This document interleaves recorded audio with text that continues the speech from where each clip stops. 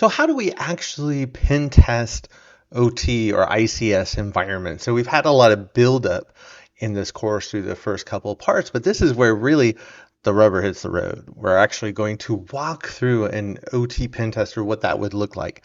Everything from reconnaissance, like finding exposed OT assets on the internet using tools like Shodan, all the way to what do we do when we get that foothold in the OT network? And finally, how do we have an impact in the environment? So we're actually going to walk through using some simulated OT environments that you'll be able to work with at home. So let's go ahead and jump into OT pen testing. So yes, this is the module where we're actually going to walk through the main phases of conducting an OT or an ICS penetration test. So we're going to look at, and if you look at the agenda here, what I've mapped out in this instance gets a little ugly, and I do try to keep things practical and simple, so just hang with me for one moment.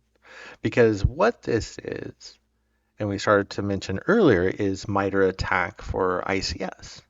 So it's the framework that documents how attackers not only get into an environment, but what they do once they're inside of an OT network.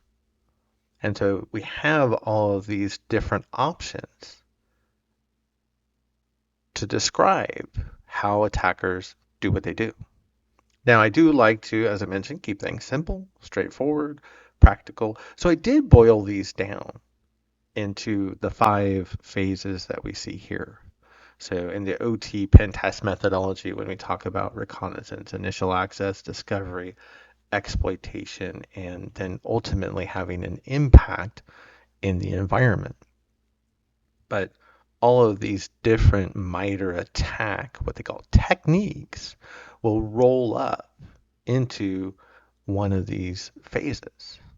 And so we'll go through a lot of these as we go through the rest of the course. This part is just going to be a walkthrough, but hopefully it's still going to be an insightful walkthrough of what an OT pen test looks like. Now, I did want to start by looking at or talking about the Unitronics attacks that we saw. And this started, you can see, in late December of 2023. So it was the very tail end of the year. And then it wrapped around into early 2024. But this is where a hacktivist group known as the Cyber Avengers, they're loosely associated with the Iranian government, or at least with the Iranian ideology. And so they had targeted these different combination programmable logic controllers and human machine interfaces. So it's a PLC and an HMI all in one. So you would have this system that would be wired into, most of these were used in water treatment facilities. So they're wired into water treatment facilities to ensure water's cleaned before it's sent out to the general public. And so you would have this system wired in, and then it would also have the display screen where you could watch the process, what was happening, and then get any alerts and respond. So what the Cyber Avengers had done was they found where these Unitronics devices were exposed to the internet. They were connected to the internet with default credentials. I think the default password was 11111, so you could log in right away. And basically they would just wipe the PLC logic, so the system wouldn't be able to control anything, right? All of its programming was gone. And they would replace the screen on the HMI with this message saying, you've been hacked. And the idea is that with the Cyber Avengers being aligned with Iranian ideology, that they were targeting Unitronics devices because they were manufactured in Israel. And that was their reasoning. So they weren't thinking necessarily of what those devices were connected to or what they were controlling. And the vast majority of these were in water treatment facilities. Now, this one I had actually found in the PLC subreddit that I keep an eye on. I'm always lurking in. And they actually were talking about it where a gentleman had posted the picture that he mentioned that he knew when he had connected his HMI/PLC to the internet, it was a bad thing, but his boss told him that he had to make it happen. and that he took additional steps to protect it in case it did get compromised. So he had everything backed up, and he was able to restore really quickly within, I think, 2 or 3 hours. And he even had the system firewalled off from everything else in their brewery, which I think was really interesting. And good on him for that. It's just there are other ways to expose HMIs to the internet in a maybe read-only fashion or through secure remote access that would be much more secure than how he had it configured for his boss's request. I do like to use this example because it does show, right, that often we can still find OT or ICS assets that are exposed to the internet, often with very unsecure configurations like default passwords. And not only that, but I also like to highlight the impact. A lot of people blew this off as a non-event. And at the same time, right, we had not only these breweries and these water treatment plants that had their systems impacted. Now, for the vast majority of these, no one lost the ability to get water in their homes or their apartments or offices because all the operators, they just fell back to manual operations. So they didn't have to necessarily worry about a water outage. But there was an outage in Ireland. It's about 160 people lost clean water for 2 days. So was it a massive impact? No, but there was an impact. And if you were one of those 160 people, yeah, that was a rough probably day or two. I think, what if it's 1,600 people next time, or 16,000? Or instead of 2 days, it's 2 weeks or 2 months. So there is an impact, but those impacts that we see in attacks these days, they're increasing. So I do, again, like to use this as a case study because there's a lot of different angles or aspects to look at. But again, I'm always focused, most importantly, on there's an impact in the real world, and it's one that we shouldn't ignore. Saying, oh, this was just a really simple attack to pull off. Yeah, it was, and that should tell you something, that we allowed these to happen. So that's partly what we also want to help demonstrate through pen testing in OT or ICS environments. So when we go back and compare from our last video, we did walk through a typical IT penetration testing scenario, or in that case, right, we were resetting the password for that Windows 7 machine that was sitting in the back of a plant for years, that everybody forgot what the password was, and only Bob knew it because Bob was the one responsible for taking care of the machine, and Bob retired 10 years ago. And we followed the same overall methodology, mostly, for OT or ICS penetration testing. So we still have the pre-engagement work that we do with the client to understand, right, their expectations, defining what we're going to be testing, right, our scope, defining the rules of engagement, like when we're going to be doing the testing and getting the authorization. And then, of course, it all wraps up by doing the reporting piece primarily, which is really what the client is paying for. The report that highlights the risks that we've discovered during the OT or the ICS pen test. And then, of course, the fun part, the engagement, the actual testing piece, that's where we are going to do a walkthrough in this section. And then we're going to come back and look at all of these different layers. Remember, these MITRE ATT&CK techniques in greater detail in the other videos and the other parts of this course. But again, we can boil these down to these 5 phases: reconnaissance, initial access, right? So finding a way to get into the OT network, then gaining that initial foothold in the environment. And even at that point, really, it might also include taking full control over at least all of the Windows systems in the OT network. Then we talk about discovery and collection, right? Not only finding the assets that are in the OT network and those IT or the ICS, the control systems themselves, but mapping the relationships and starting to understand how they're programmed. What do they control out in the real world?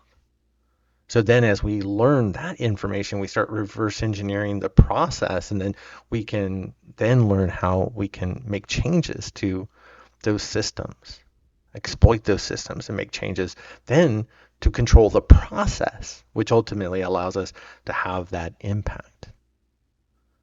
So that's really what we're talking about when we talk about OT pen testing, right? It's understanding that process, the physical process, what's happening in the real world, how it's controlled through these systems, and how we can make changes to these systems to have a change in the process to have ultimately an impact.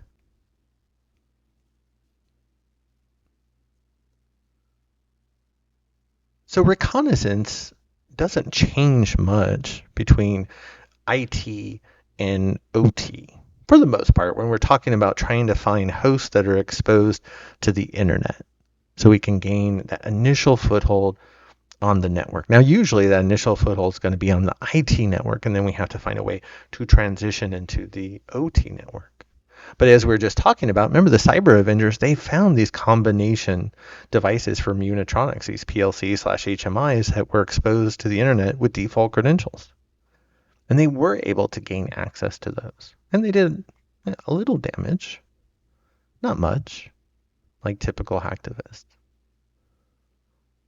But remember, with reconnaissance, the idea is to find, any information we can about that target environment, but we want to find the relevant information that's going to help us in gaining that foothold. So there's a lot of information we can find out about different target organizations and environments, but again, we want to narrow it down to what's going to help us be successful in our testing. And a lot of that can come through open source intelligence gathering. Or OSINT is just using any information that's out there in the world for us to grab. Most of it's considered free, and we can find it on the internet. Sometimes you might have to pay for a special service, like we're going to look at Shodan. So if you really want to use Shodan, you're going to want at least a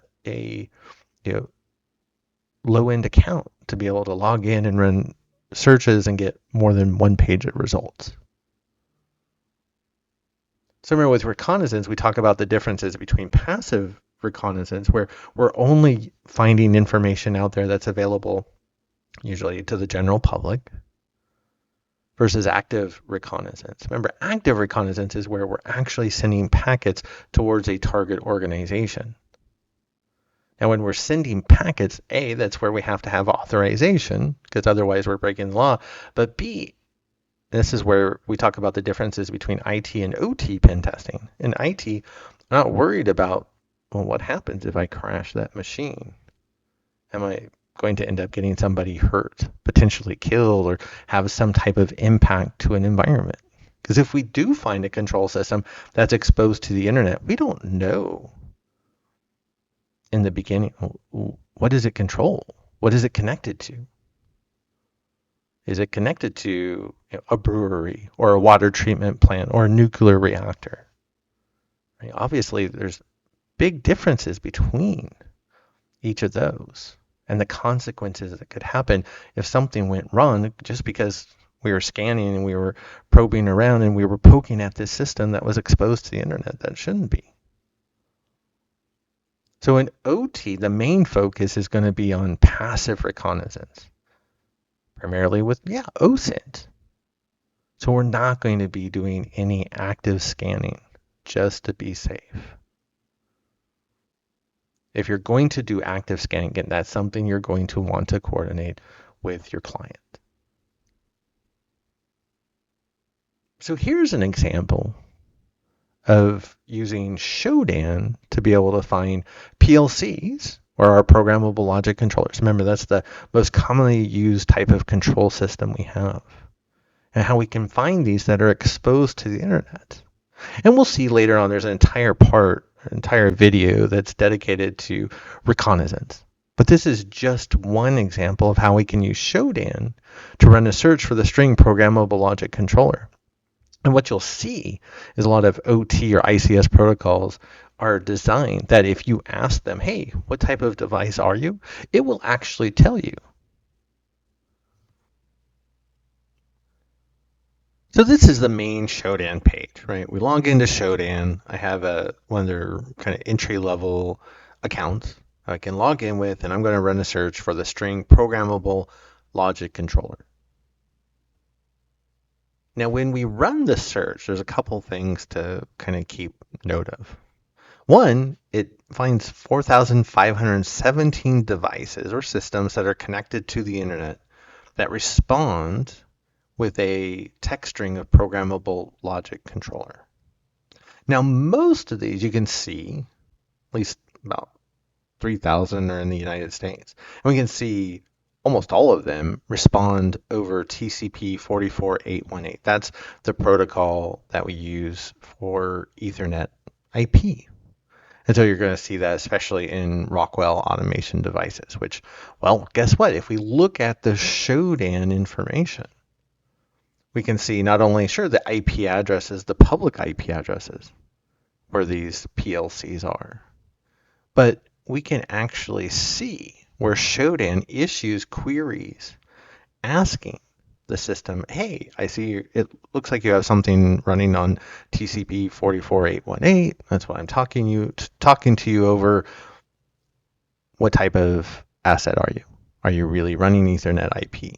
And if it is, the device will actually respond back and say, oh yeah, I am blah, blah, blah. So there's usually some 10, 20 different types of assets a system could be. So a PLC is only one of those. Of course, it's the one that we're probably most interested in the vast majority of the time, and the one that we're going to find the vast majority of the time.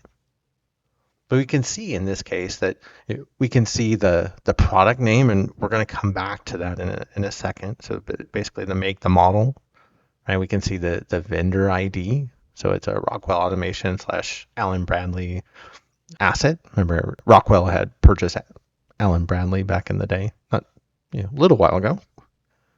We can see the serial number for the assets. I don't know if you're going to plan on calling support for help on the asset, but we can see again where we got our text string programmable logic controller, and then we can see the internal IP address of that asset.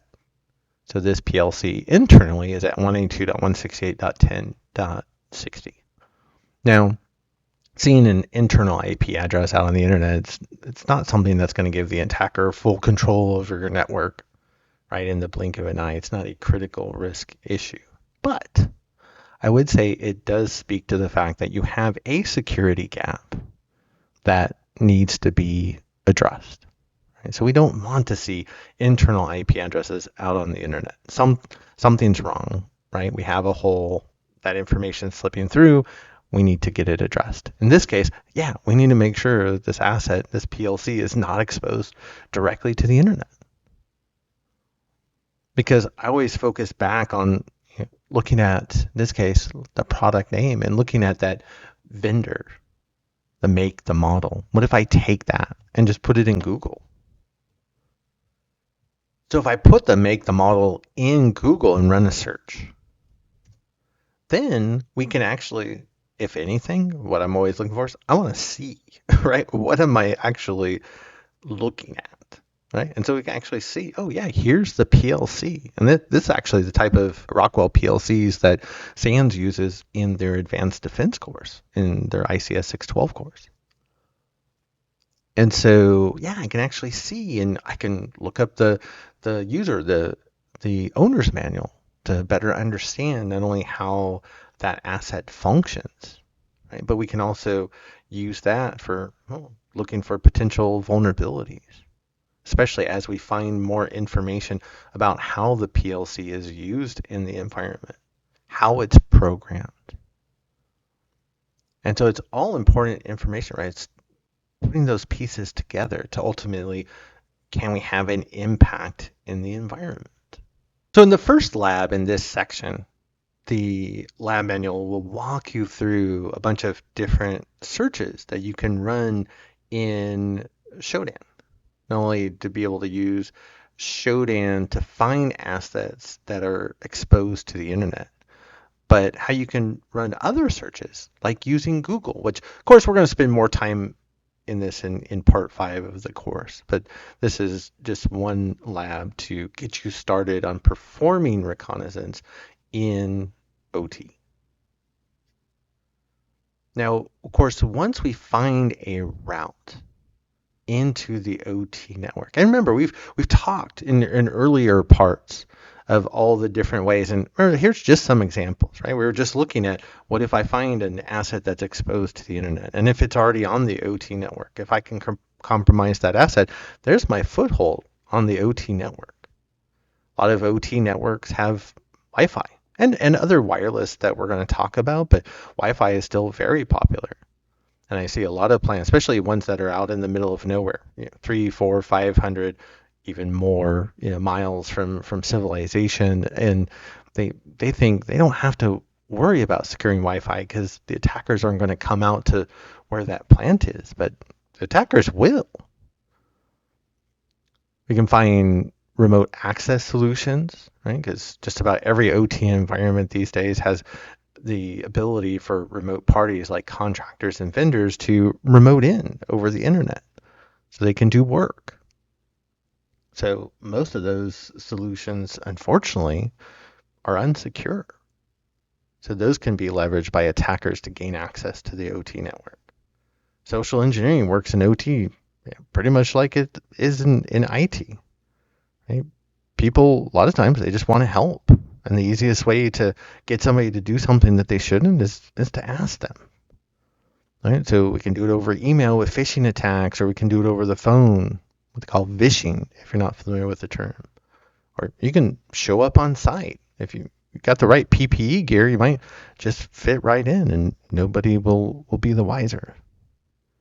Now, there's transitory cyber assets. Remember, that's the fancy term for things that we move in and out of the environment, like contractor laptops, USB drives, or phones. All right, I still can't remember the last time I was in a plant that there wasn't a phone plugged into an engineering workstation charging. Maybe the phone's not compromised, but that's still an internet connection that all of a sudden now that the OT network has that it shouldn't. And then supply chain attacks, right? We buy hardware and software and we bring it into the environment. How do we know it's not compromised? Or the story of the pork grains in the United States, which have cellular modems hidden in them that act as backdoors and that dial back to China. So supply chain attacks are real. So we have lots of options to get into the OT network, to gain that initial access, to get that initial foothold. And we talked about, right, all the examples, whether coming from IT, malicious insiders, or maybe we just have our employees that make a mistake, right? And they were configuring a firewall and accidentally exposed an asset to the internet. What about cloud connectivity? Whether it's there and we know about it or not. Maybe there's cloud connectivity, internet access that we weren't aware of. Or supply chain, those transitory cyber assets, Wi-Fi, right? Vendors. Those are all ways that attackers can gain that initial foothold in OT. And if we're looking at from the Purdue model, remember, most attacks come from IT. We talk about layers 5, 4, that IT, OT, DMZ, right, between IT and OT. And then even really layers 3 and layer 2 even. The vast majority of those assets, they're all Windows machines. So remember, this is all Windows pen testing. It's really IT pen testing. And there's, how many thousands of videos out there for IT pen testing, and how many books and articles and other resources, right, that you can follow for IT pen testing. What we're focused on in this course is what happens when an attacker or a pen tester gets access to the OT network. And sure, we'll talk a little bit about some of the exposures and vulnerabilities in the Windows systems. But we're really focused on the actual OT or the ICS assets like programmable logic controllers and HMIs, understanding the process, right? That they in turn control. How are they programmed? How can we make changes to control those physical processes to ultimately have an impact? So that's what we're focusing on in this course. Because again, there's a million and one resources out there for IT or Windows pen testing. And sure, a little Linux thrown in there. We want to know about, well, what do I do with PLCs and HMIs and even DCS we'll talk about a little bit. And all these wonderful OT ICS protocols with all of their unsecurities that we'll talk about. But remember, it's all about getting that initial access, that initial foothold, and then answering the question, well, what do we do next? That's what we're going to talk about for the rest of the course. So once we have that initial foothold on the OT network, it's really about shifting into the what I consider the main phases of an OT pen test. Right? This is where we separate IT pen testing from OT pen testing. So where we start moving or transitioning into phase 2 attacks. Because this is where we're going to perform discovery and collection. Really, it's going through finding not only the assets that are on the OT network, but understanding what they are, like PLCs and HMIs or the DCS, and then understanding the relationships, mapping out the relationships between those assets, starting to understand even how they're programmed, starting to look at, can we find out what are those assets connected to? What do they control, right? What's the process that they control? It's all information we need to be able to understand to ultimately reverse engineer the process and understand how we're going to be able to insert ourselves to make changes in the environment to ultimately have an impact. So one of the most important phases of OT pen testing is discovery and collection, right? Understanding what's in the environment, how these systems are connected, right? The relationships, how do they work together to control this physical process or processes, right, out in the real world. So then ultimately we can understand what do we need to change and when to have a significant impact. So a lot of discovery and collection can revolve around things like watching network traffic. Here you can see I have a Wireshark screen pulled up where we're looking at Modbus traffic, right? Remember, Modbus is the most commonly used OT protocol today. And I can see a couple of different assets talking with each other. That's interesting because this is all happening over public IP addresses. I think though these were actually assets that they had set up internally. So don't let that throw you off. They had multiple assets that were talking with Modbus. So I can see 141.81.0.10, 141.81.0.86. I can see, right, 141.81.0.24 and .104 and .144 and .164. And like, okay, well, we see all of these IP addresses talking, but what are they? What's the relationship between these assets? And so I can start to see, oh, this .10 is talking with, .86, and .86 responds back over Modbus. So maybe .86, probably some type of PLC. So .10, that could be an engineering workstation, it could be an HMI. But then I also see .10 talking with all these other IP addresses as well over Modbus. So maybe it is an engineering workstation, or what if it's an attacker in the environment? But just gives you an example of how we can start to look at packet captures as a way, right? Look at network traffic as a way to start to understand what's in the environment and to build out that big picture of what's really going on.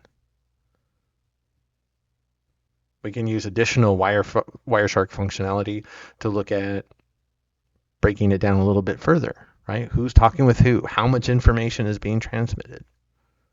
Again, it's all information we can use to understand the big picture, right? All pieces to the puzzle. Now in Lab 4.2, and remember you can find the link to the course materials download directory that includes the lab manual and all of the associated files you'll need, like the packet captures. And you can find that in the comments section or in the description of the video. But in Lab 4.2, you're going to use Wireshark to analyze some different packet capture files. Right now, everything's Modbus. We'll actually look at some other protocols later on in the course. But looking at those packet captures and Modbus traffic to understand not only what assets are in the environment, right? We can see a couple of assets at specific IP addresses, but starting to understand what type of systems are they? Are they engineering workstations, PLCs, HMIs? And how we can do that by looking at the traffic and doing things like ARP lookups to understand who the vendor is for a particular asset at a specific IP address. So that's going to be Lab 4.2. Now, most attackers and some OT pen testers aren't going to limit themselves to passive traffic analysis, and I get that. So they can look at active means, right? We're putting, in that case, packets out on the network, which could potentially introduce safety and availability issues. But I did want to talk about them because attackers often aren't going to limit themselves unless they're trying to hide.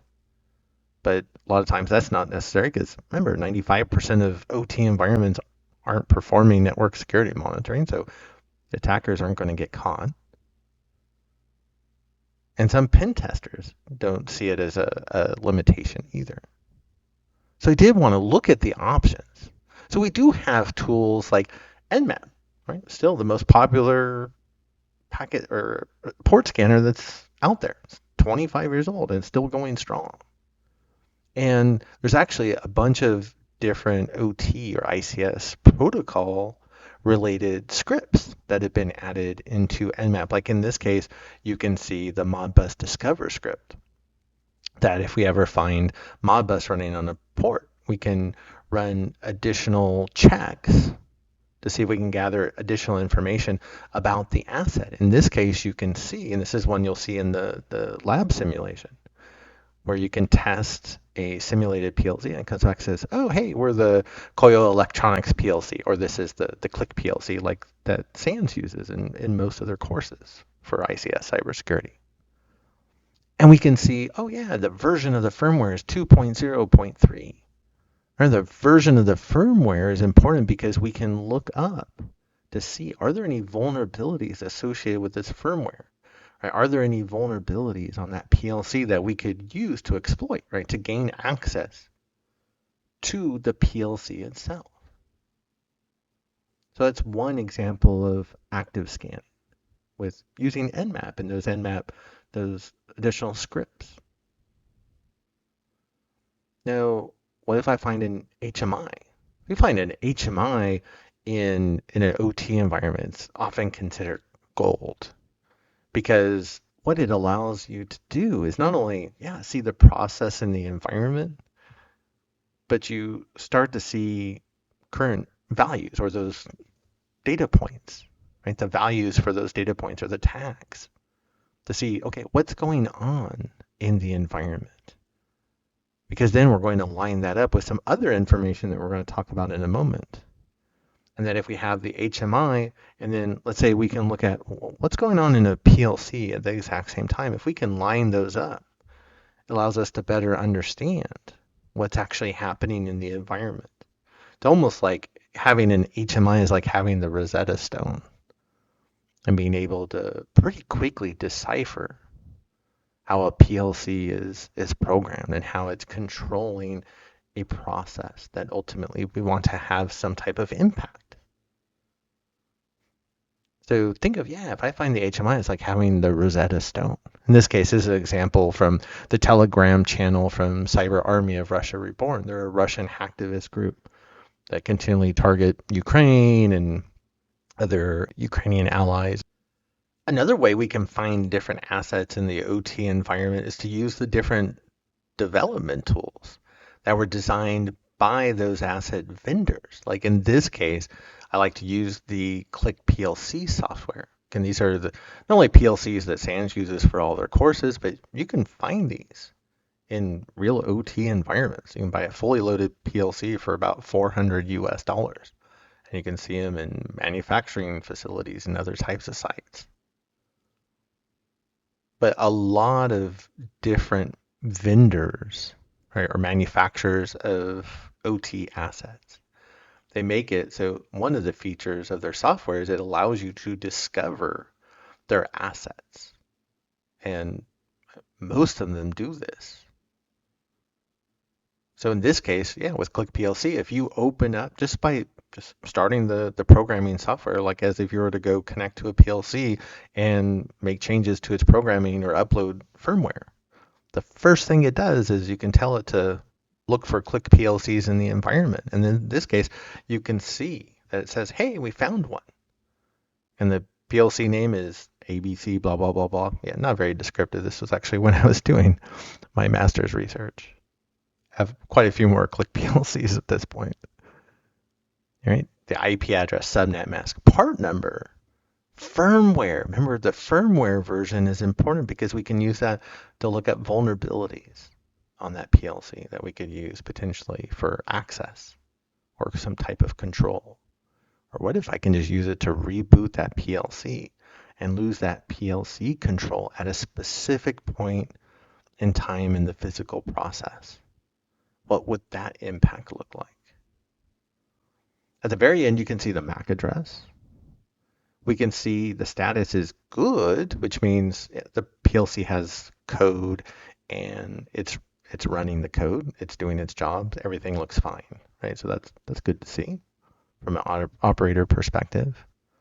And then we can see the operational mode. In this case, it's in run mode. We're going to spend actually a lot of time talking about operational mode in this course from a security and a testing perspective, because it's important to understand not only when that PLC is in run mode, but what vulnerabilities exist, because I can't upload new firmware while it's in run mode, but I can upload new programming or logic. So what if I have a remote attack to allow me to take it out of run mode or to reboot it, restart it?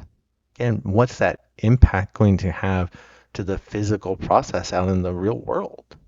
If I make a PLC restart or if I bump it from run mode to something like program mode or stop.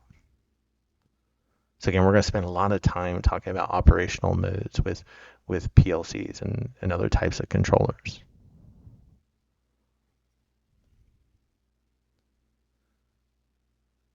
So Lab 4.3 is going to start walking you through that process of looking at a PLC from a remote perspective. Now we're also going to talk a little bit more about it though, and this gets into where we talk about execution. So this is where we're starting to make changes on OT assets like PLCs or potentially like an HMI, and watch how those changes impact the environment. And we can look at it how we can do it with legitimate tools like the engineering software, right, to program a PLC. What if I get access to an engineering workstation? It's going to have that software already installed for me. I just have to click start, right? Just double click and open it up. Or there's unauthorized tools as well. So there's a lot of different Python scripts, especially I make available in this class that I've programmed or created with ChatGPT that you can use for testing OT environments. Let's talk about things living off the land, like using the tools that already exist in the environment. We're not installing anything new. We're not downloading any like top secret evil hacker tools. We're just using what's in the environment, like the vendor provided or the manufacturer provided programming software for those PLCs with that software installed on the engineering workstations. I don't need to install anything else. And we see that in a lot of environments these days. There's no reason to have to download or install anything else. Remember, in OT, most environments, right, nobody's watching the environment. There's no network security monitoring. There's very little antivirus or anti-malware software. There's very little to no, endpoint detection response. There's very little event logging. Now, we will talk about how we record data on how the process is operating in the environment, how we record that to data historians. And we'll talk about alerts that can occur that we might get for an operator on something like an HMI, and how that should also appear in the data historian. But when we look at it from a cybersecurity perspective, only about 5% of the time are the environments actually watching what's going on. And then we'll look at, this is where we'll spend a lot of time going through this course, right? How do we target engineering workstations? Okay, I gain access to that engineering workstation, which is just maybe a Windows 10 or older, maybe a Windows 11 machine. What do I do then? Or what if I do have access to make changes to a PLC, maybe over an unauthenticated protocol like Modbus? Or if I do find an HMI and have access to that graphical interface that shows me what's going on in the environment and allows me potentially to make changes.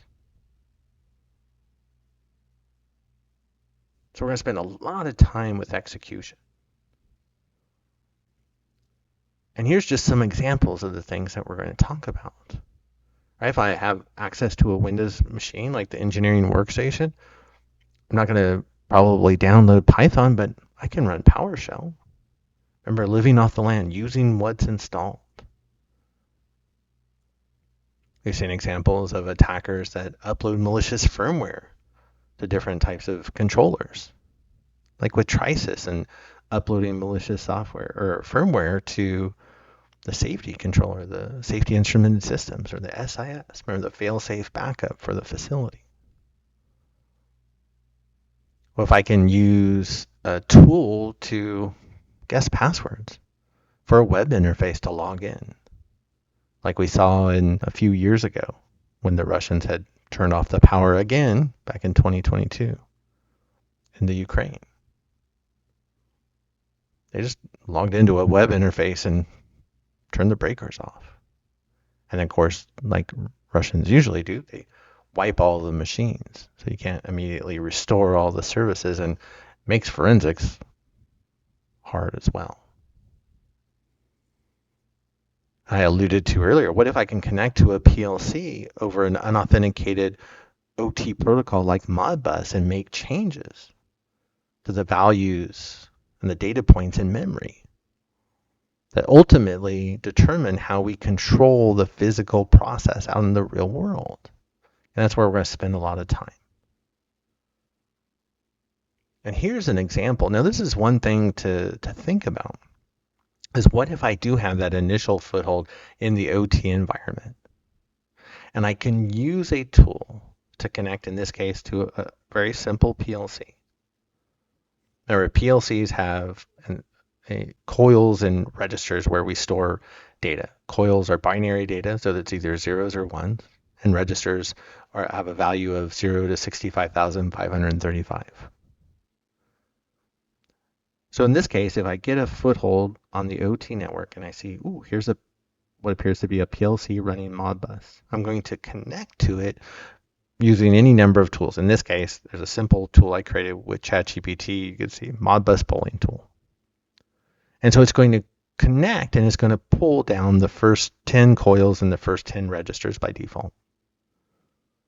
And I can see these values, or these data points and these tags, in the memory of the PLC.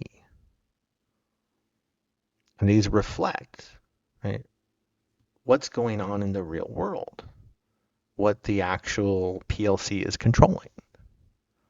Now, when I first look at this, I just see a bunch of numbers, bunch of zeros. There's a 1, bunch of zeros for registers. Oh, there's a 72. There's a 74. So again, by default, to start with, I don't have any idea what those numbers mean. Now, what if we find the HMI that goes with that PLC? Remember, this is what I was mentioning earlier when we say, if I find the HMI, it's like finding the Rosetta Stone. Because here I can show you a very simple HMI that goes with this PLC. And now all of a sudden, those numbers make sense. Because I see registers for 72 and 74, and I see those on the HMI as they line up to the set point temp, right? The desired temperature of the room for this air conditioning unit. And then what the current temperature is. So we're bringing in sensor data on a continual basis. So I can see how those registers map out. And those other zeros, they might or might not be used for anything. And then the coils, I see all zeros, but that fourth one is turned to a 1. Probably that indicates that the air conditioner is on. So what we're going to see as we go throughout the course is, well, what happens if I turn that 1 to a 0? Does the air conditioner turn off? Or what happens if I change the current temperature from 74 degrees to 60 degrees? Does that turn the air conditioner off? Or if I change the set point to 80 degrees, does the air conditioner turn off? Can I set the temperature to 1,000 degrees? What happens then? So again, I like this example because A, when you look at this HMI, you know what it is. So just remember though, if we get that initial foothold on the OT network, when we first connect to that PLC, we don't know anything about it and we just see numbers. I see these zeros and ones or 72 or 74. I don't know what they mean. But if we can find the HMI, remember, there's our Rosetta Stone. So we can understand what these values or these data points or these tags map to. And we'll see some other more complex scenarios later on in the course. So it does get a little bit more tricky or trickier than the air conditioning unit. But also remember, this air conditioning unit, it could be, sure, for your house or your apartment, or maybe your office. But those air conditioning units can also be for a mega data center. I have one client in manufacturing, they have 3 air conditioner units. Each one is the size of my house. Even though they're controlled and operated the same. So it doesn't really matter the size per se. Just keep that in the back of your mind. We'll come back to that a few times in class. So here's one of the tools that I created with ChatGPT. I call it the Swiss Army knife, or the Modbus Swiss Army knife. And you can see where I can connect to a simulated PLC. So this is one that you're going to use in a couple of different labs. And the nice thing is there's also a read-only mode. So you can't accidentally make changes potentially to crash, right, or have some type of impact. But you can see there's lots of different options, and we'll walk through all of these through some different examples. But it allows you to connect to a PLC running Modbus and read the coils and registers. It even allows you to figure out how many coils and registers are actually in the PLC. You can update the PLC values if you're not in read-only mode. There's that read device identity, right? Just ask it, hey, what type of asset are you? And then there's some additional commands that are more like for fuzzing and how much can we really screw with this PLC in this process. But we'll see some examples and some use cases for when those can come in handy when testing different control systems.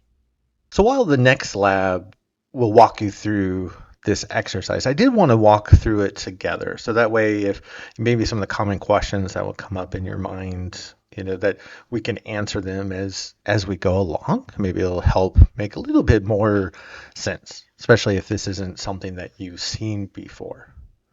So on the left-hand side, you can see we have our HMI that's connected to a simulated PLC, right? And that PLC is wired into an air conditioning unit that it controls. Right? And the idea with that air conditioning unit could be a small unit for your house or apartment or office building, or a large, gigantic air conditioning unit the size of a house that's for a mega data center or for a large warehouse. And so we have a simulated PLC and the HMI, so we can get an idea of what's going on with the process in the environment. And then we can also see that we have pulled up the Modbus Swiss Army tool that we had created using ChatGPT. And of course it runs in Python. So we're going to run the command. You have to give it the IP address of the PLC that we're going to connect to. So in this case, you can see we're at 10.2.1.225. And we can see it connected to a Modbus service successfully, which is exactly what we wanted. So we can look at the air conditioner, right? Remember, we have the HMI, so we can also take a look at the values or those data points or the tags that we have in the memory of the PLC using Modbus. Because remember, Modbus is unauthenticated, so we can just say, hey, give us the values you have in memory. So we can say, remember that with Modbus, we're storing the data in coils and registers. Remember, coils are binary data. So we see either a 0 or a 1. So in this case, and this PLC only has 10 coils and 10 registers. So we're just going to say, I'm going to read the coils, right? So I'm going to read coils with option number 1. I'm going to say start at the very first coil. Now, coils and registers are 0-based numbering. So the very first coil would be number 0. And then we say, okay, I want to read all 10. So then you can see it comes back and gives us all the values and then some. So I still don't know why it does this. But at least we get the 10 coils and then a little bit more. But you can see that in this case, we can see that everything is set to 0 except for the fourth coil, or what's labeled as coil 3, right, is set to 1. So we'll come back to that in a minute, but let's go ahead and then let's look at the registers. So we can go back and we say, okay, I want to read the registers with value 3. And then I'm going to start with the very first one. So remember, 0-based numbering. So the very first one is number 0. Give us 10. And then you actually see it only gives us 10, which is nice that it only gives us what we're asking for. And then you can see we have mostly zeros, but then we also see the registered labeled number 4 has at 72, and registered number that's labeled number 6 has a value of 74. And that we can actually see that reflected in the HMI. Now, one thing you'll notice if you're watching the HMI is that the current temp will actually fluctuate between 74 and 75. So if we're using more of a graphical interface and it had a live visualization of that, and we'll see some of those tools later on in the course, then you would see that change, that slow fluctuation over time. Now, in this case, when we run that command, we're only getting that one point in time that we're seeing through the Swiss Army Python script. But we can start to get an idea that, and this is where we're talking about earlier, was if I have the HMI and I'm looking at these values at the same time, right? The HMI really acts as that Rosetta Stone, so it helps us understand what we're looking at. And now when I see 72, I know, oh, okay, that's the desired room temperature. That's the set point. When I see 74, I know, oh, that reflects the current temperature. When I look at that coil that's set to 1, more than likely, that indicates that the PLC or the air conditioning unit is on.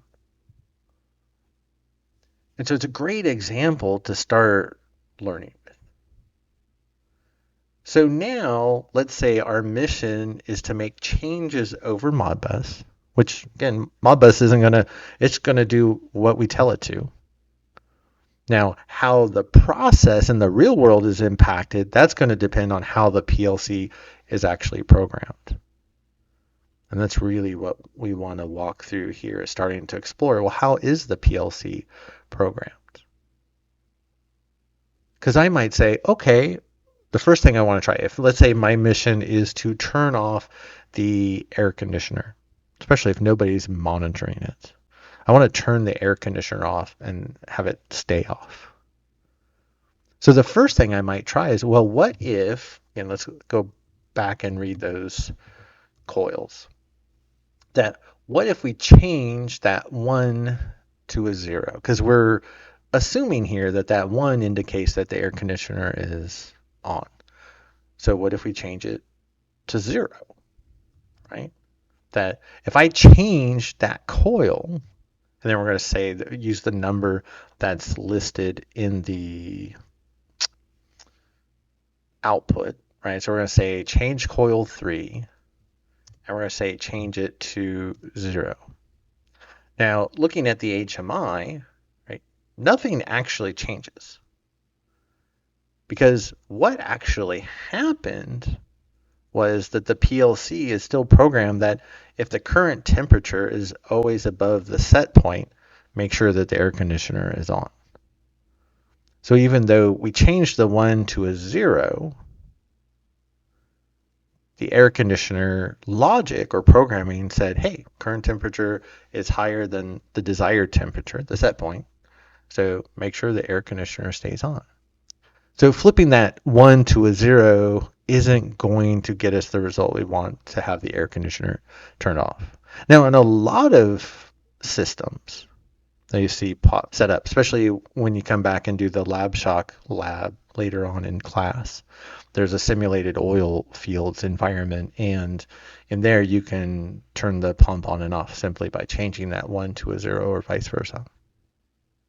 So it is an option. It's just not an option for us in this case, right? So let's look at the registers though. So let's go back and we can pull back up the registers. And remember, we had a 72 that matches the desired temperature or the set point, and then 74, which matches the current temperature. So what I might want to do is, it's like, okay, I'm going to update that register that stores the current temperature. Because, well, what if I say the current temperature is 60 degrees? Oops, let's make sure we get the right one. So we're going to say update the register that has the value of 74 in it right now. And we want to update that to 60. So if we update that, we should see the change reflected in the HMI, and the air conditioner should click off. But what you'll see is, oh, wait a minute, that temperature came back in. Because what we hadn't talked about yet, but we will later on in the course, is that the PLC is always continually bringing in data. It's bringing in the data from the sensors. Like in this case, we have a sensor taking the temperature in the room. And so let's say that we're bringing in that data just every once a second. So even though we make the change in memory to say, okay, now in the memory and the slot in memory says, okay, it's 60 degrees. 60 degrees is less than 72. Turn the air conditioner off. But as soon as the sensor is read again, we bring in that value through the input. Then we place the current temperature value, 74 or 75, back into memory. So the logic in the PLC that's continually running on loop, it says, oop, current temperature is above set point, turn the air conditioner back on. So if our mission is just turn the air conditioner off, well, we could do that. It just doesn't stay off very long. So our other option in this case is, well, okay, what about the set point? So we can go ahead and let's go back and pull it up so we can see it in the register table. So I'm going to say, okay, well, what if I'm going to change the value of 72 so that it's higher than the current temperature? So if I just, we'll round up and say 80. So if I say the current or the set point now, I want the desired temperature in the room to be 80 degrees. Well, yeah, the desired temperature is hotter or warmer, right, than the current temperature. So the air conditioner, boom, goes off. And in this case, we don't have any additional logic to throw up an alert, right? Because what if this was an air conditioning unit in, let's say, a data center or a warehouse where we had to keep product under a certain temperature? In that case, yeah, we should be getting alerts to tell an operator, hey, the air conditioner unit's off. You need to get this addressed ASAP. But in this case, that programming doesn't exist. And so, yeah, the air conditioner is off. If we do this, maybe at 10 o'clock at night, maybe nobody's going to notice this until they come to work in the morning and wonder why it's warm inside. But it gives you an idea. It's, again, a good example to start with how we can connect to a PLC over an unauthenticated protocol. We can issue it commands,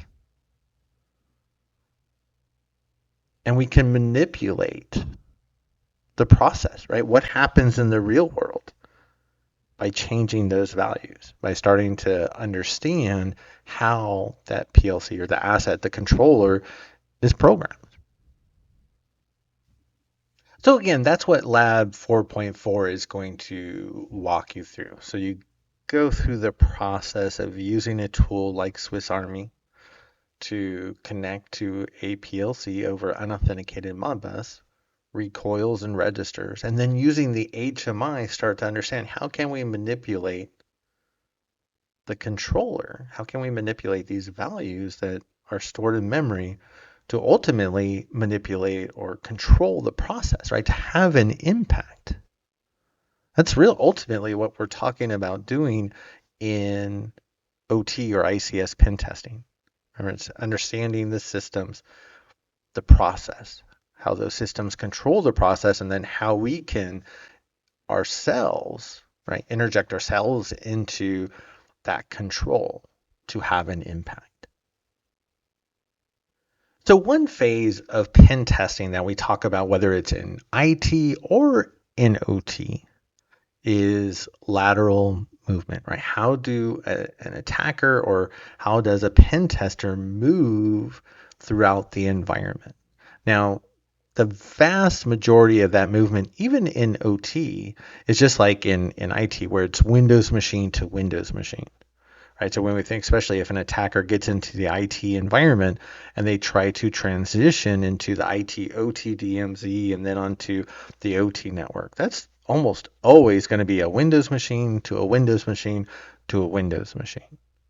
And they're going to take full control over all the Windows systems in the OT or the ICS network.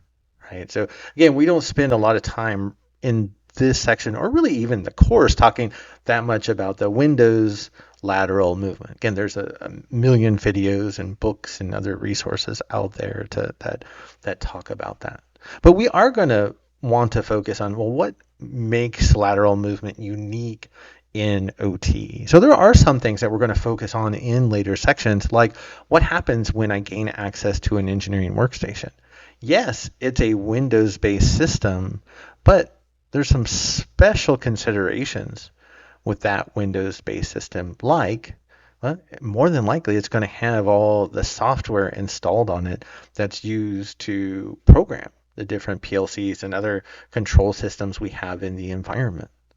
So we can use those software packages in our testing to do things like potentially find the controllers in the environment or connect to those controllers, maybe view how those controllers are programmed.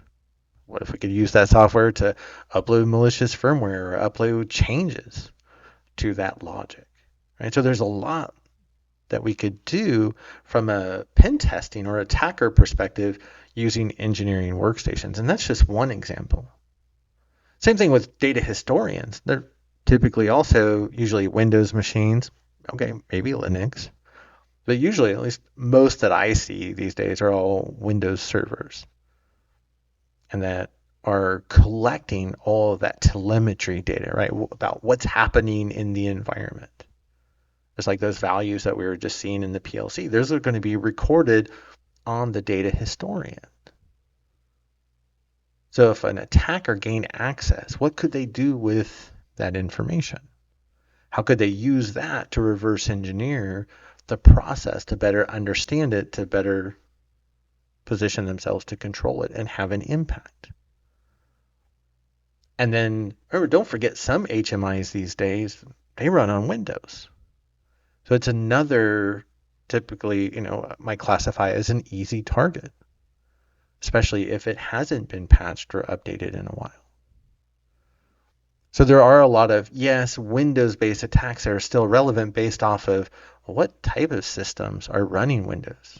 Because there are some unique use cases, right? Engineering workstations, historians, HMIs. We just also looked at, in the last example, what about unauthenticated protocols like Modbus, where we can connect. We're never asked for a username and password, and that we can change those values to have an impact in the real world. That's really concerning. And then, of course, again, all the general IT Windows types of attacks, right? Finding sensitive information exposed through open SMB shares, or taking complete control over all the Windows machines in the OT Active Directory domain using attacks like Kerberostein. I strip out all the password hashes for all the accounts, and we can use those to move from Windows machine to Windows machine within the domain. So there's still a lot we can talk about with lateral movement. Again, this course, we're really focused on, okay, what does this mean in those specific use cases? Like with engineering workstations, data historians, HMIs, right? All those types of systems that are specific to the OT network, right? We don't see these typically, right, in the IT network. Sometimes you see things like engineering workstations in the IT network, and then they want to allow it to connect directly into the OT network. And no, that's not what we want to have happen, right? Because if you have a pen tester like us, or an attacker find that machine in the IT network, it's game over at that point. Now, persistence is this idea of, what if I was an attacker, right? Because this is usually more talked about from an attacker perspective. This is less pen tester. Now, if you had like a full red team, you talked about emulating, especially more the lines of maybe a state adversary where you have 6 to 12 months for a campaign. Then we would be worried about, persistence. Because a lot of times you might see, of course, especially in IT, right? What if we gain access to a system, but the way we have access to that system, right, maybe through, let's say, a reverse shell, well, that reverse shell is running in memory. If that machine is rebooted, that reverse shell goes away. And, then what do we do? So we have to find a backup way of how reestablishing, right, that control, or having a backup route to be able to access that route. So when you talk about things like, we can install backdoors on any of the Windows systems, like engineering workstations, right? Or maybe the engineering workstation actually comes with its own backdoor, like remote access software, like TeamViewer or VNC. That's the one we'll actually see an example of using the LabShock environment later on in the course. Talked about we can put malicious programming on a PLC. We can add new accounts, or what if we steal existing accounts and we just simply use those to log in? And we don't just take one account, we take all of them. You can see administrative access to network gear. What if, and we have the example here, and that the lab will walk you through, if I drop a malicious script on a Windows machine in the environment. So using a PowerShell script. And I schedule it to run once a day. So even if maybe the machine gets rebooted and my reverse shell drops that one time, I just have to wait until that scheduled task runs the next day, and that reverse shell will be reestablished. Now you can also look at, I can create additional accounts. Now, if somebody's looking for signs of an attacker in the environment, new accounts is something that they're going to be looking for. So that might not be something at least an attacker would want to consider, maybe a pen tester. And then what if we create malicious types of project files, right? Files that we would see on like an engineering workstation. So an AutoCAD drawing or something related, in this case to Siemens programming, or look at just an XML document. So there are different ways to establish persistence. Again, we don't spend a lot of time talking about this from a pen tester perspective. Most pen testers aren't worried about establishing persistence. That's more from an attacker. So we still want to talk about it though, so we can understand examples of things to look for, right, as defenders. So in this case, there's an example in the lab. There's a PowerShell script. It's actually typed out. I used to actually save it to the course materials, but when I uploaded it to the course materials, Google saw that it was a PowerShell script to create a reverse shell. So it sent an alert that it was malicious, and then it would send it like every 30 seconds. So after just a couple minutes, it was like on my mailbox was already flooded. So it's like, okay, we won't do that. So the PowerShell script is literally typed out in the lab manual. But what you can do is save out that PowerShell script, and then you can create a scheduled task to run once a day. You could schedule it to run once a minute, but you could schedule that script to run. So every time it runs, it establishes that reverse shell back to the machine you can control. And we're not going to walk through this lab right now, but we are going to do other exercises with the reverse shells later on in the class. But here you can see from the command line on a Windows machine how you can schedule a task.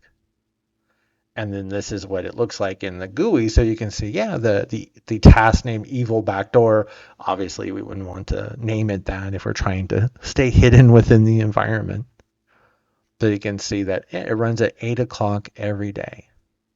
So it goes and runs that PowerShell script. So even if I lost that reverse shell connection for some reason, I just have to wait until it runs at 8 o'clock the next morning, and it'll reestablish that reverse shell. Give me control over that system. So again, that's what Lab 4.5 is going to walk you through when we talk about scheduling evil tasks. But we'll come back and play with some reverse shells later on as well. So Evasion is another one of those. From a pen tester's perspective, we're not worried about hiding from the operations team, right, or the security team for the plant. More than likely, right, they're not monitoring the environment, right? And even if you're going to an environment that is monitoring the OT network, well then, let's see if they detect our activity on the network. It's a great way to test. Do you have the security controls in place to detect malicious or suspicious activity on the network? But again, it's another one that we still want to understand what attackers do, because that's what the class here is for. It's not necessarily to teach us how to break into these systems, even though we're talking about how do we break into these systems, but to learn, how attackers do what they do to be better defenders. And so we've seen or started to see some of these actually in action, and we're going to be seeing more of these techniques later on.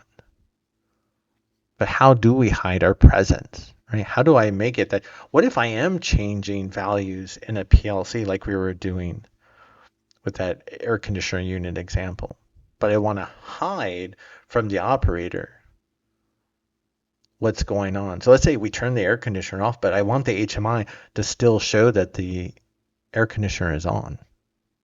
Like, That's interesting. Or how can we upload or say download our own PLC programming changes? So there's a couple steps involved there. So we're going to talk about that later on in the course. What about running different vendor tools like those that are installed on an engineering workstation? Or using the engineering workstation when no one else is around. So we do have options to be, if you want, tricky. So again, a lot of times we don't have to be tricky to try to hide our activities because most OT networks, unfortunately, aren't watching for suspicious or malicious activity. And mostly it's just because they don't have the resources today. Now, I did want to bring up this one example because I thought this was interesting. I thought it was kind of fun, where I actually created basically a simulated PLC that acts as a command and control server, or kind of like almost like an attacker in the middle. It's a pivot point. So it would allow two agents that are installed, like in this case on two Windows machines in the OT network, or maybe one's out on the IT network potentially. And it could allow them to talk through this PLC over Modbus. Because maybe, okay, let's say the OT environment is monitoring traffic, but they would look for things suspicious outside of OT protocols like Modbus. And so what you're actually seeing is running commands from one system to another and seeing that output. Again, using a PLC as the pivot point, and that all of that communication is done over Modbus.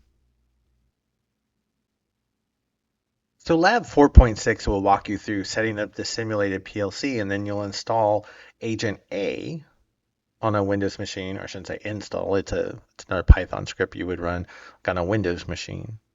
And it connects to the PLC. And then you run another Python script on the victim Windows machine. It also connects to the PLC. So you use the PLC as this pivot point, and you'll watch the registers as you run commands from Agent A, and those commands are actually run on Agent B. But it's as if you're sitting on that machine remotely. So that's Lab 4.6.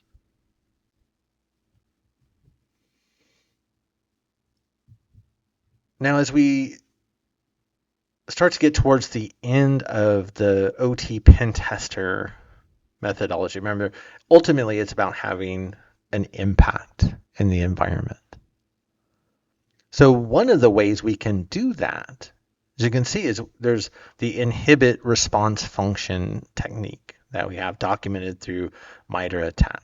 And you can see we can delay or stop a control system's ability, right, to respond. If there's some type of condition that it needs to adjust for, if we can interrupt the control system's ability to respond, then that could have an impact.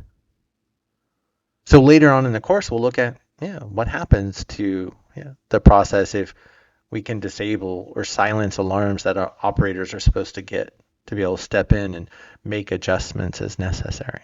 What happens when we make those alarms all of a sudden go away? What if we disable safety features or things like emergency stop functions? That's a lot of what we're going to talk about later on in one of the last parts of the course. And we'll walk through some examples and definitely some hands-on labs. Here's an example of what we're talking about. So in this case, you can see on the left, we have an HMI. That HMI is used to control the PLC that we see in the middle. And that PLC is connected into, say, this oil tank. So we have this tank of oil. And that PLC is programmed. So that way we have a level sensor that tells us, well, how full is the tank? And then we have a physical switch near the top of the tank that will physically lift up if the tank gets too full. Let's say maybe we want the tank to only be full to 90% capacity. So the idea is that we can have a safety control program to say, hey, if that high level switch ever physically trips, meaning the oil in the tank is at 90% at least, turn off the pump. So that way, if we turn off the pump, there should be no more oil coming into the tank. So we don't have a chance of the tank overflowing. But what if we change that logic? Or what if we change the signal coming from that high level switch to make it look like it's not tripped? So all of a sudden, you have this tank that's, say, 95% now full of oil, and the pump is still going. And the pump will still go, and then the tank will overflow. It's a simple example, but I think you get the idea. Now, Impair process is very similar in many ways. But in this case, we're not interrupting the control system itself and its ability to automatically respond, but we are making changes.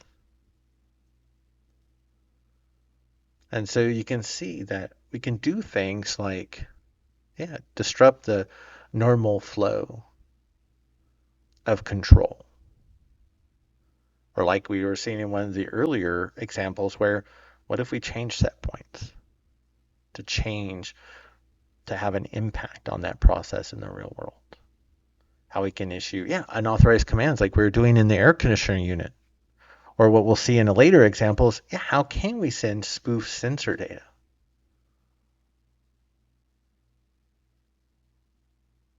And see how we can prevent, what if all of a sudden that control system can no longer be remotely reached or automatically controlled by a control system?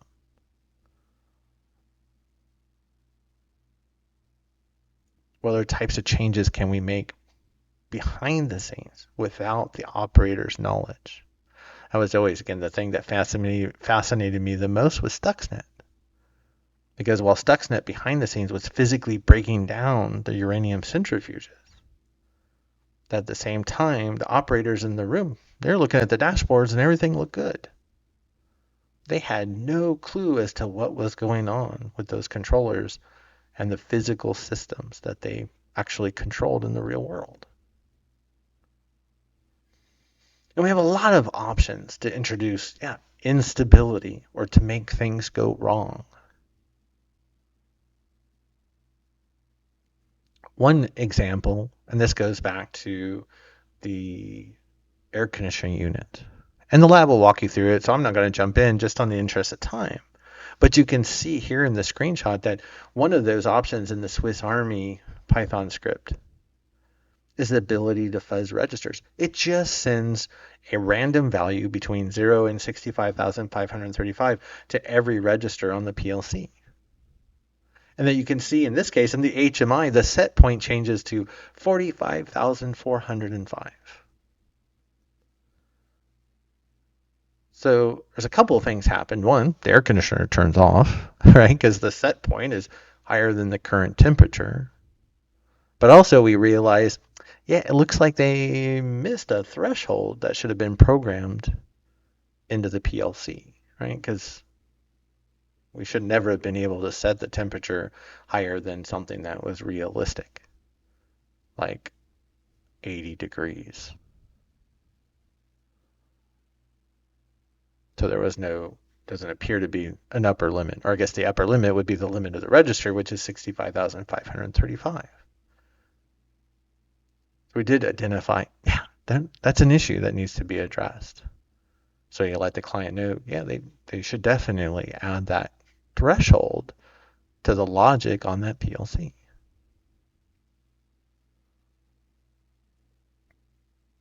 But remember, ultimately, what we're trying to evaluate as pen testers is an attacker's ability to have an impact in the environment, right? How are they able to impact the physical process? How are they able to make a change in the real world? I remember from an attacker's perspective, they're not going to be making changes for the positive, right? They're always going to be negative. They're always going to have some type of negative consequence. So we have to understand, we have to ask those questions. What would be the worst case scenario? Now, we don't want to focus all of the attention on the worst case scenario, though, because the chances of the worst case scenario happening is very small. So we still want to identify it, and we still want to talk about it. We still want to make sure it's addressed.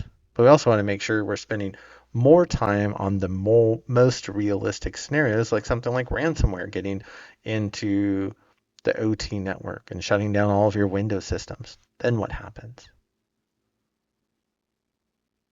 So again, yes, let's talk about the worst case scenario, but let's also spend most of our time on what's realistic. What's going to happen? Most probable in the environment. And let's focus most of our time there. Because we can talk about, right, having an explosion in a petrochemical facility. Could it happen? Yes, most definitely. But are the chances of that occurring more or less than a ransomware infection in OT? Or even just on the IT network that impacts OT? Yeah, the chance of the ransomware occurrence is going to be much higher. So let's keep things in perspective when we're evaluating and talking about risk. So thank you for being here for the section. Now this is part 4. So in the next part, we're going to come back and we're going to start over, and we're really going to dig deep into each of those phases, starting with reconnaissance. So again, I appreciate you for being here. If you're still here, if you like the video, subscribe to the channel if you're not, and I'll see you in the next part.